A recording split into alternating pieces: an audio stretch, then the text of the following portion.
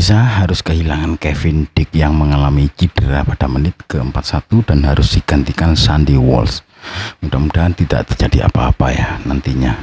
Dua tim teratas di putaran ketiga ini berhak lolos otomatis ke putaran final Piala Dunia 2006.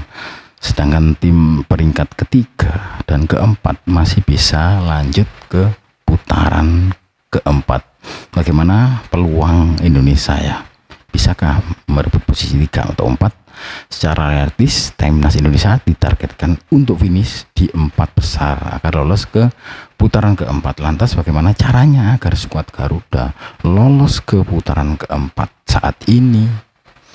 Timnas Indonesia masih berada di peringkat ke-6 alias buncit atau dasar klasemen. Sementara grup C, putaran ketiga kualifikasi Piala Dunia 2026 ya.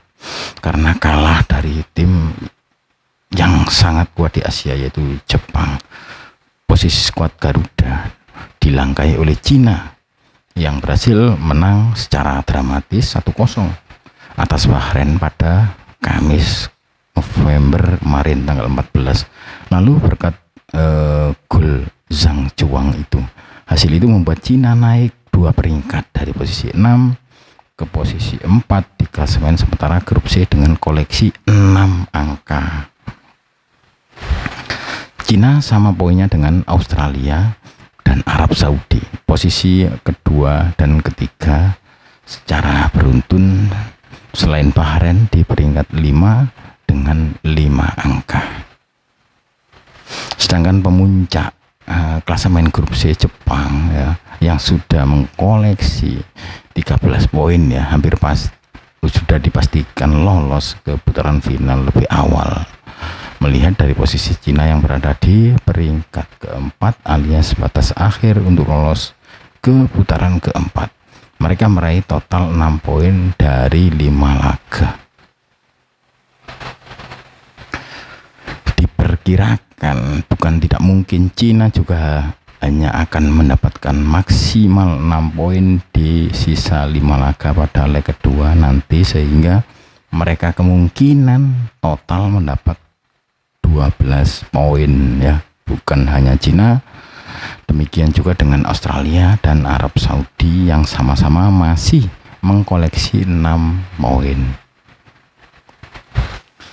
Berkaca dari poin di 4 besar, sementara ini timnas Indonesia diperkirakan membutuhkan total 13 poin untuk finish di peringkat 4. Dengan berharap tim lain jadi berharap hasil yang kurang beruntung di tim lain ya. Pertanyaannya bagaimana caranya untuk mendapatkan total 13 poin ya. Pertama, timnas Indonesia harus menang atas Arab Saudi pada Selasa nanti ya, harus menang.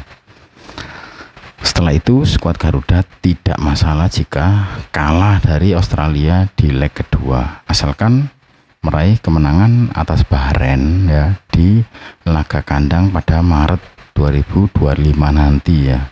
Kemudian timnas Indonesia harus menahan imbang saat melawan Jepang di leg kedua dan mampu mengalahkan Cina di laga terakhirnya di tahun depan. Jika skenario itu terjadi, maka timnas Indonesia akan mendapatkan tambahan 10 poin sehingga total bisa memperoleh 13 angka di klasemen akhir ya. Jadi perolehan 13 poin diprediksi bisa mengantarkan timnas Indonesia finish di posisi 4 besar yang menjadi batas akhir untuk lolos ke putaran yang keempat untuk playoff selanjutnya ya. Namun perlu dicatat ya, skema ini masih bersifat sementara, tergantung pada keberuntungan timnas Indonesia dan hasil tim lainnya. Jadi kesimpulannya, kekalahan dari Jepang memang membuat langkah Indonesia semakin berat, tetapi tidak otomatis membuat mereka gagal lolos ke Piala Dunia 2026 ya. Masih ada peluang ya, masih ada kesempatan jika timnas Indonesia mampu bangkit dan memaksimalkan poin di pertandingan selanjutnya.